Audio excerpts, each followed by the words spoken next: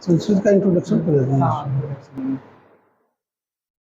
आप सभी को जो भी 10th क्लास बिहार बोर्ड से तैयारी कर रहे हैं, आप सभी को शांतनु सर के द्वारा संस्कृत क्लास जो है वीडियो रिकॉर्डिंग आप लोग को मिलेगा। और यही चैनल जो आप लोग जिस पे देखते हैं, अलग से कोई चैनल नहीं है, इसी चैनल पे आप लोग को वीडियो अपलोडिंग मिलेगा। और सर जो है पिछले 10 सालों से जो है बिहार बोर्ड की तैयारी जो है करवा रहे हैं। और इनका अभी एक बुक भी आने वाला है जो कि आप लोग खरीदेंगे और देखेंगे, जो कि ऑब्जेक्टिव। और सर बताएंगे बुक के बारे में, सर थोड़ा बताइए। हम आप लोगों के लिए एक बुक ला रहे हैं, जिस बुक का नाम है संस्कृत शिरोमणि। बुक का नाम क्या है? और वो बुक जो है बिहार बोर्ड के सभी विद्यार्थियों के लिए परीक्षा उपयोगी है। बुक का नाम है संस्कृत शिरोमणि परीक्षा उपयोगी वास्तुनिष्ठ प्रश्न। एक बार मेरे साथ बोलिएगा, संस्कृत शिरोमणि परीक्षा उपयोगी वास्तुनिष्ठ प्रश्न। आप लोगों के लिए जो है वो बुक अत्यंत उपयोगी होने वाला है। जिस तरह से बिहार बोर्ड की परीक्षा में जो है 50 अंक का ऑब्जेक्टिव पूछा जाता है, वास्तुनिष्ठ प्रश्न पूछा जाता है, तो हम आशा करते हैं कि ये जो बुक है 100% अचीवमेंट करने वाला है। यानी 50 में 50 लाने का जो है क्षमता रखता है। अगर उस बुक को आप सही से पढ़िएगा, सही से उसको अध्ययन कीजिएगा, सही से आत्मसात कीजिएगा, तो ये बुक जो है कम से कम जो है 40-45 तो कोई काट ही नहीं सकता है। हम लोग के जो सर जो पिछले 10 सालों से जो जुड़े हुए हैं हम लोग के साथ, तो देखें हर साल जो है ना स्टूडेंट का 100 में जो है ना 85 एकदम प्लस है। 85, 90, 94 तक हम लोग देखें, 94 मार्क्स तक जो है ना देखें। इसलिए हम लोग के साथ जो है संस्कृत सर जो शांतनु सर जो है हम लोग के साथ जुड़े हुए हैं। तो इतना प्लस, और प्लस में इस बार जो है ना ये खुद से बुक लिख रहे हैं, मतलब खुद से बुक बना रहे हैं। और आप लोग को मिलेगा संस्कृत शिरोमणि करके जो है बुक जो है, उसमें और इससे बेहतरीन ढंग से मिलेगा। हम लोग के क्लास में पढ़ा है तो जाकर के 90 प्लस आया है, 85 प्लस आता है बच्चा लोग को। जो जिसका कि मैथ में नहीं आ पाता है, मैथ में ही मतलब कि ये 60 से माइनस ही रह जाता है, वो सबके प्लस जाता है, 50 से 50 प्लस जाता है। और मैथ और संस्कृत अगर ये दोनों में नंबर आ जाएगा ना तो आप लोग को 700-300 पार कर जाएगा फिर से। तो आपके जो भी मित्र लोग भी होंगे उनसे कहिएगा कि ये बुक जरूर लें, उनके लिए उपयोगी होगा। और नवंबर माह के आसपास जो है आप लोगों को बुक जो है आपके हाथों में होगा। और अपने सभी मित्र को जो है कहिएगा, जो आपसे जुड़े हुए लोग हैं उनसे कहिएगा कि ये बुक जरूर लें। बुक का नाम क्या है? संस्कृत शिरोमणि। बुक का नाम क्या है जी? और उसके बाद जो है उसके नीचे जो है उसका टाइटल है परीक्षा उपयोगी वास्तुनिष्ठ प्रश्न। परीक्षा उपयोगी, बुक का नाम नहीं ना भूलिएगा। बुक का नाम क्या है? संस्कृत। चलिए धन्यवाद। अभी आप लोग के क्लास लेंगे, जो कि हर संडे क्लास ले रहे हैं, उसके नॉर्मली जो है क्लास लेंगे।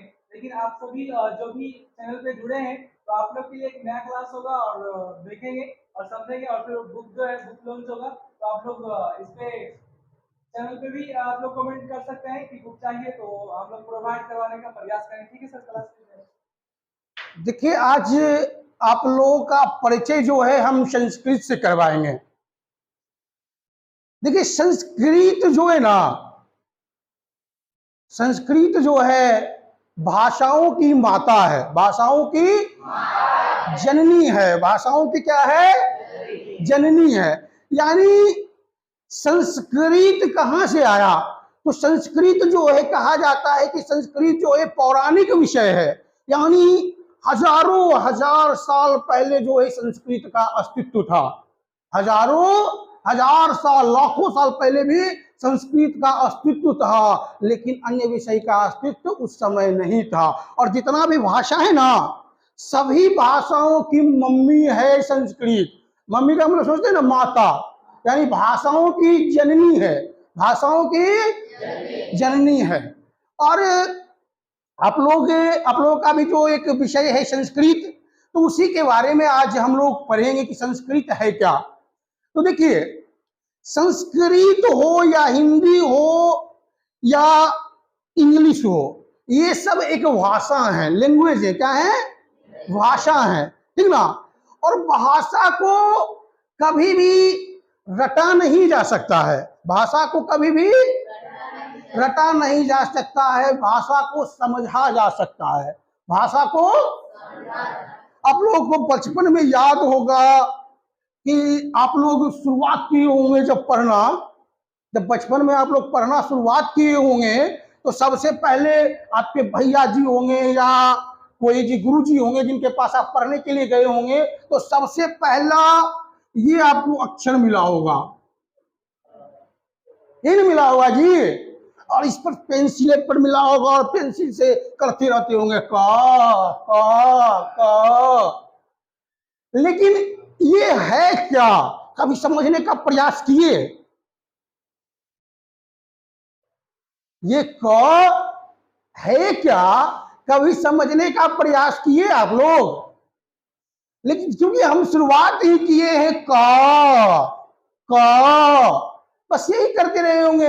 भैया जी लिख दिए च, खो खत्म हो गया रे बउआ, तब लिखो च, और इसी पर घसरते रहते थे, च च च करते रहते थे। लेकिन हम कभी समझ नहीं पाए कि ये को क्या है, कभी भी समझ नहीं पाए कि वास्तविक में ये को क्या है, जो हम पढ़ रहे हैं वो है क्या।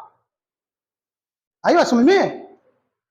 तो आज हम लोग यहीं से शुरुआत करेंगे, एकदम बेसिक से शुरुआत करेंगे, एकदम जो है जहां से हम लोग बचपन में पढ़ना शुरू किए थे ना, वहीं से समझने का प्रयास करेंगे। चलिए, तो कोई बता सकते हैं दोस्त ये क है क्या? क्या ये, सबसे पहले तो ये समझाइए कि को हम तोड़ सकते हैं?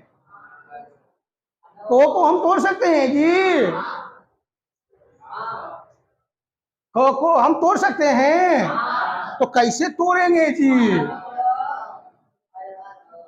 आधा क जोड़ अ। और देखिए, ये जो चिन्ह है ना जी, इसको बोला जाता है हलंत। क्या बोला जाता है? और किसी में ये लग गया ना तो उसको आधा कर देता है। ये जो चिन्ह आप देख रहे हैं ना, इसको बोला जाता है हलंत। क्या बोला जाता है? हलंत।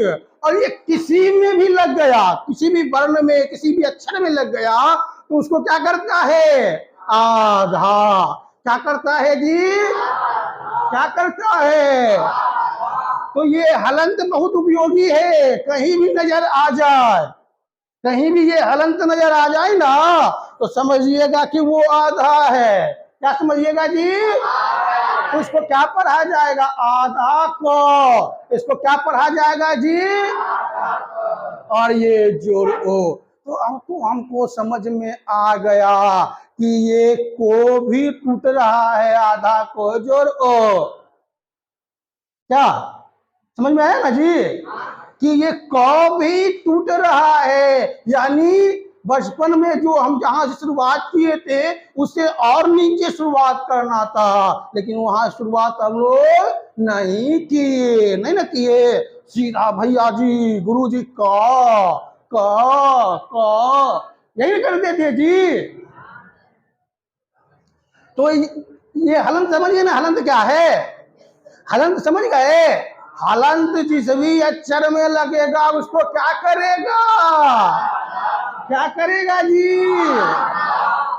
यहां तक समझ गए ना? अब यहां से जब हम क बराबर लेके क जोड़ ओ लिखे, तो ये समझ में आ गया कि को भी हम तोड़ सकते हैं। अब ये आधा को टूटेगा जी? अब ये टूटेगा, अब ये टूटेगा, इसको तोड़ सकते हैं? नहीं ना तोड़ सकते हैं। तो अब बताइए ये कौची है? ये जो आधा क है ये कौची है जी? इसको अब हम तोड़ सकते हैं? आधा को तोड़ सकते हैं? तोड़ सकते हैं जी? नहीं ना जी, नहीं ना तोड़ सकते हैं। तो इसको नाम, इसका नाम दे दिया गया वर्ण। क्या नाम दे दिया गया जी? क्या नाम दे दिया गया? वर्ण। क्या नाम दे दिया गया? वर्ण। तो समझ में आ गया जी कि वर्ण उसको कहते हैं जो नहीं टूटता है। वर्ण उसको कहते हैं जो नहीं टूटता है। उसको क्या कहते हैं? वर्ण। पुष्पा मूवी देखे हैं जी? पुष्पा मूवी देखे हैं? नहीं देखे हैं? कौन देखे हैं? सब देखा होगा। तो पुष्पा मूवी में एक डायलॉग है जी, जानते हैं? पुष्पा नाम है मेरा झुकेगा नहीं। तो ये जो वर्ण जो है ना, ये वर्ण जो है ना, ये भी एक डायलॉग देता है, वर्ण नाम है मेरा टूटेगा नहीं। पुष्पा डायलॉग देता है झुकेगा नहीं, और ये वर्ण जो है टूटेगा नहीं। पुष्पा झुकेगा नहीं। पुष्पा क्या बोला था? और वर्ण कहता है टूटेगा नहीं। वर्ण क्या कहता है? टूटेगा नहीं। तो ये समझ में आ गया कि वर्ण उसको बोला जाता है जो टूटता नहीं है। वर्ण उसको बोला जाता है जो किसी भी हालत में टूटे नहीं। यानी भाषा की सबसे लघुत्तम इकाई, भाषा की, अब अंग्रेजी पढ़ते होंगे तो अंग्रेजी में लिखते होंगे ए। अब इसको तोड़िएगा जी, इसको तोड़िएगा, ये टूटेगा, कहियो टूटेगा ये? तो यानी ये क्या हो गया कि इंग्लिश लैंग्वेज का जो है लघुत्तम इकाई हो गया, एकदम उच्चतम इकाई हो गया, बेसिक यूनिट हो गया। अब इसके अलावा इसको तोड़ा जा सकता है? नहीं ना। तो उसी तरह से को भी तोड़ा जा सकता है, और जिसको नहीं तोड़ा जाएगा उसको बोला जाता है वर्ण। जिसको नहीं तोड़ा जाएगा उसको क्या बोला जाता है जी? जिसको नहीं तोड़ा जाएगा उसको क्या बोला जाएगा? लेकिन परीक्षा में पूछ दिया कि वर्ण किसे कहते हैं, तो ऐसे कहिएगा जिसको नहीं तोड़ा जाए वो वर्ण कहलाता है? नहीं ना जी। क्या कहिएगा? परीक्षा में क्या लिखिएगा? जो टूटेगा नहीं। नहीं, तो परीक्षा में लिखना है वर्ण के बारे में, वर्ण ध्वनि की वह लघुत्तम इकाई है। वर्ण ध्वनि की वह लघुत्तम इकाई है जो अखंडित हो, जो क्या हो? ओ खंडित हो। ओ खंडित का मतलब समझते हैं? जो नहीं टूटे। ओ खंडित का मतलब समझते हैं जी? जो नहीं टूटे। वर्ण की परिभाषा क्या लिखिएगा कि वर्ण ध्वनि की वह लघुत्तम इकाई है। वर्ण ध्वनि की वह लघुत्तम इकाई है जो अखंडित हो, जो आई बात समझ में? तो सर ये तो समझ में आ गया कि जो नहीं टूटेगा वर्ण हो गया। ये तो टूट रहा है सर, तब ये कौन चीज है? सर ये तो टूट रहा है, ये क्या है? जो नहीं टूटेगा वो हो गया वर्ण। जो नहीं टूटेगा वो क्या हो गया जी? और जो सर टूट रहा है उसको कौची कहेंगे? तो जो टूटे उसको बोला जाता है अक्षर। क्या बोला जाता है जी? अक्षर। क्या बोला जाता है? यानी कहिएगा कि ध्वनि का वह लघुत्तम इकाई जो खंडित हो। ध्वनि का वह लघुत्तम इकाई जो खंडित हो। सब लोग वर्ण अक्षर समझ में आ गया जी? बचपन में क्या करते थे? क क क। अब समझ में आ गया ना ये को क्या है? अब समझ में आया जी कि ये को क्या है? आया? किन्हीं को कोई प्रॉब्लम है? आया बात समझ में? बचपन में यही करते थे क क। तो अब समझ में आ गया ना जी कि को भी तोड़ा जा सकता है। आधा को जोड़ को, और ये आधा को कहलाता है वर्ण। ये आधा को क्या कहलाता है? और ये जो टूट रहा है पूरा को, उसको क्या कहते हैं? तो जो खंडित हो वो हो गया अक्षर, और जो अखंडित हो वो हो गया वर्ण। जो टूट गया वो क्या है? बताइएगा। जो टूट गया और जो नहीं टूटेगा। जो टूट गया, जो टूट गया, बताइएगा। जो टूट गया अक्षर, जो टूट गया और जो नहीं टूटा वर्ण। जो नहीं टूटा और जो टूट गया। तो परीक्षा में किस तरह से लिखना है कि ध्वनि का वह लघुत्तम इकाई है, ध्वनि का वह लघुत्तम इकाई जो खंडित हो। ध्वनि का वह लघुत्तम इकाई जो खंडित हो क्या कहलाता है? बताइएगा। जो खंडित हो, टूट गया वो अक्षर, जो टूट गया, और जो अखंडित हो वर्ण। समझ गया बात समझ में आ गया जी? बात समझ में आ गया? चलिए अब देखिए दोस्त, ये समझ में आ गया सब लोगों को? वर्ण अक्षर में किन्हीं को कोई प्रॉब्लम है? चलिए अब आगे बढ़े। देखिए वर्ण के बाद जो है सबसे पहले तो वर्ण आता है जी। सबसे पहले क्या आता है? सबसे पहले तो वर्ण आता है। सबसे पहले क्या आता है?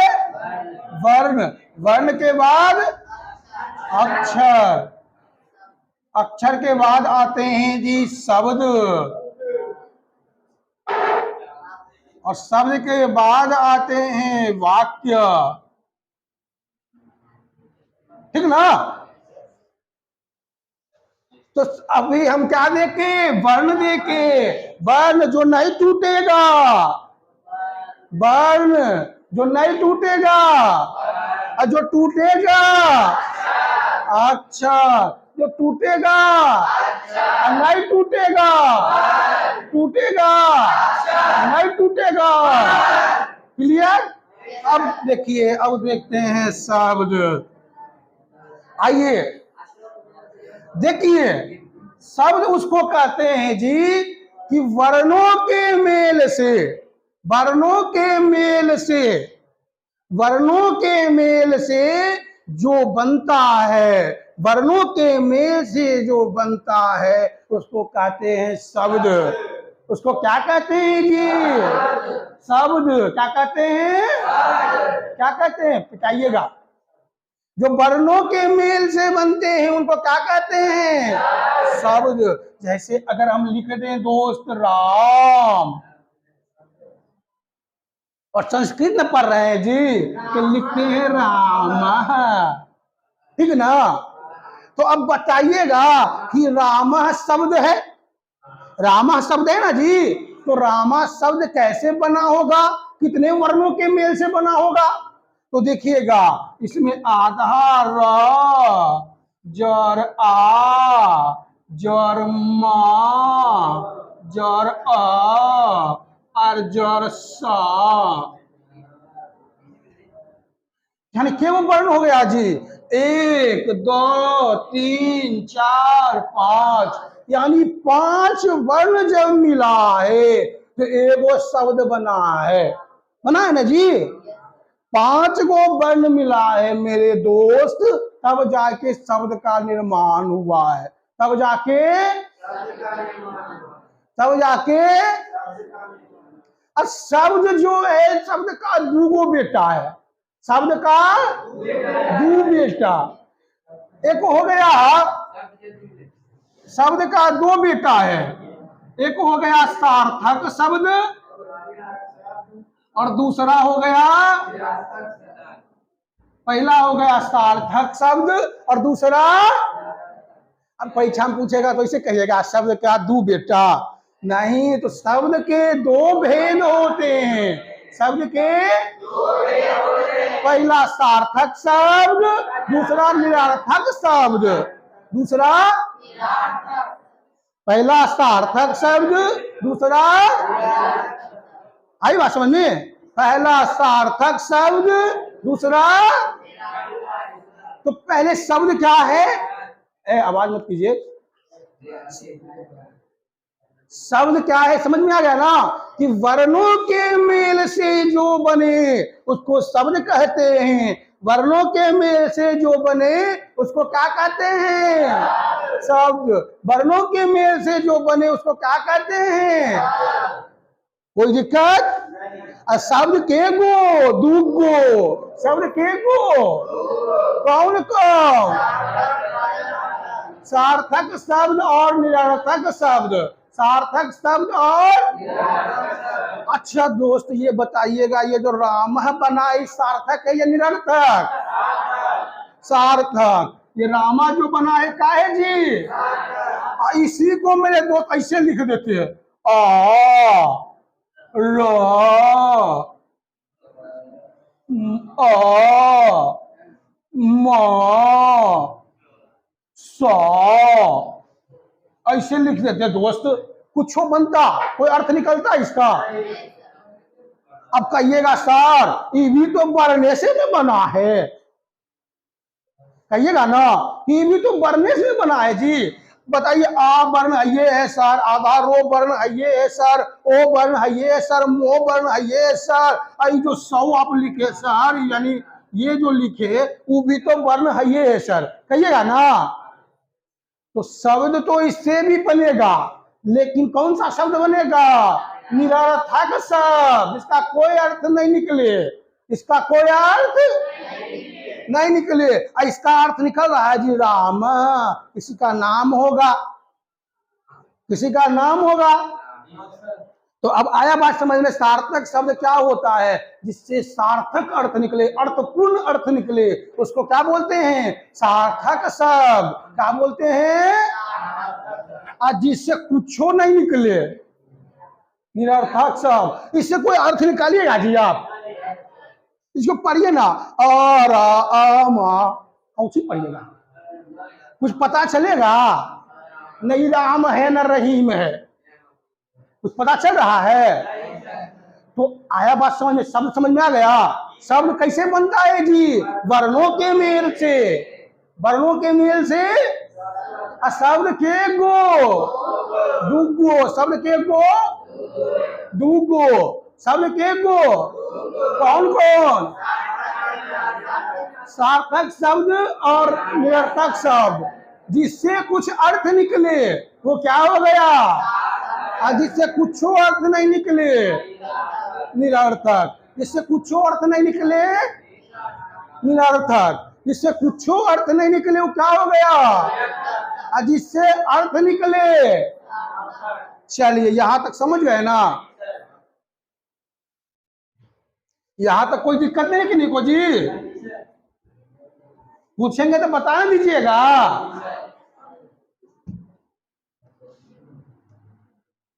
कोई दिक्कत नहीं ना यहां तक, चलिए तो अब हम लोग क्या क्या पढ़ लिए, वर्ण अक्षर शब्द, वर्ण जो वर्ण कौची होता है, जो नहीं टूटेगा, जो नहीं टूटेगा कौची वर्ण, जो नहीं टूटेगा वर्ण, और जो टूटेगा, जो टूटेगा, और वर्ण के मेल से शब्द, वर्ण के मेल से, वर्ण के मेल से, अब वाक्य कैसे बनता है जी, शब्द के मेल से, शब्द के मेल से वाक्य, शब्द के मेल से वाक्य, शब्द के मेल से, शब्द के मेल से जी वाक्य, शब्द के मेल से वाक्य, आइए देखते हैं हम लोग वाक्य देखते हैं,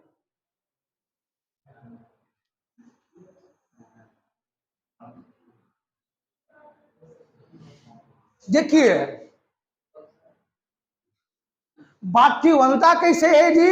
शब्दों के मेल से। वाक्य कैसे बनता है? वाक्य कैसे बनता है? शब्दों के मेल से जो बनता है उसको क्या कहते हैं?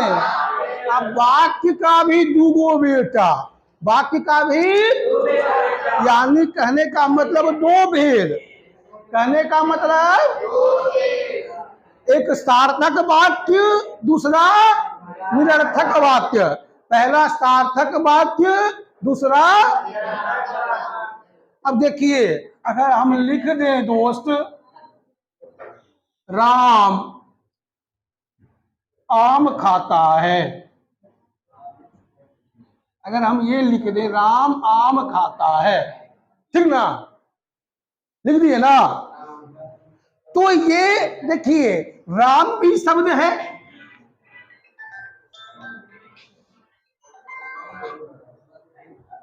ये राम भी शब्द है, आम भी शब्द है, खाता भी शब्द है भी शब्द है। लेकिन अगर इसी को उल्टा पुल्टा कर दें जी, इसी को उल्टा पुल्टा कर दें, कैसे कीजिए ना, हे आम खाता राम, क्या क्या ये वाक्य नहीं है? ये भी वाक्य है लेकिन निरर्थक वाक्य है। ये भी वाक्य है लेकिन निरर्थक वाक्य है। जैसे राम आम खाता है तो ये कौन सा वाक्य हो गया जी? सार्थक वाक्य हो गया। तो वाक्य समझ में आ गया कि वाक्य कैसे बनता है? वाक्य बनता है शब्दों के। अब वाक्य का भी दो बेटा, सार्थक और निरर्थक, सार्थक और निरर्थक। तो सार्थक ये हो गया जिसका अर्थ निकले, इसका वो क्या हो गया? और जिसका अर्थ नहीं निकले निरर्थक। आया बात समझ में यहां तक? अब देखिए, अब वाक्य में ही पढ़ेंगे। वाक्य समझ गए ना आप लोग जी? देखिए अब वाक्य में आप लोगों को कुछ नजर आता होगा, आप लोग अंग्रेजी में भी पढ़े होंगे, आप लोग पढ़े होंगे सब्जेक्ट, वर्ब, ऑब्जेक्ट, कंप्लीमेंट। पढ़े होंगे, नहीं पढ़े होंगे तो पढ़िए।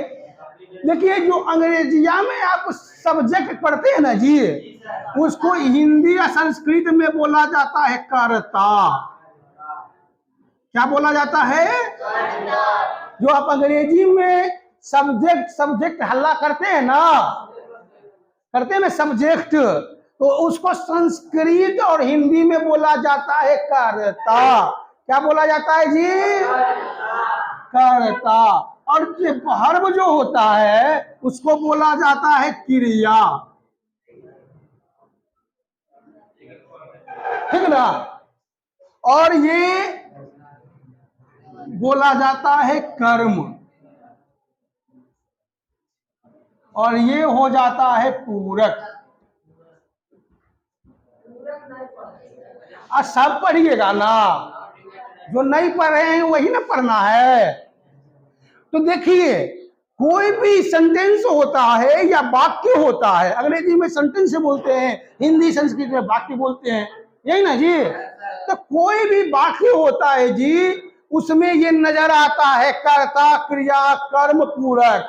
कहीं कहीं कर्म ना पूरक नजर नहीं आता है, लेकिन कर्ता क्रिया नजर आता है।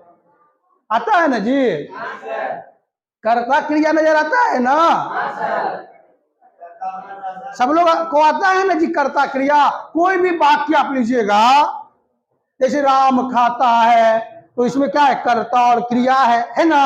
राम आम खाता है उसमें कर्ता क्रिया कर्म है। आइए समझते हैं इसी को।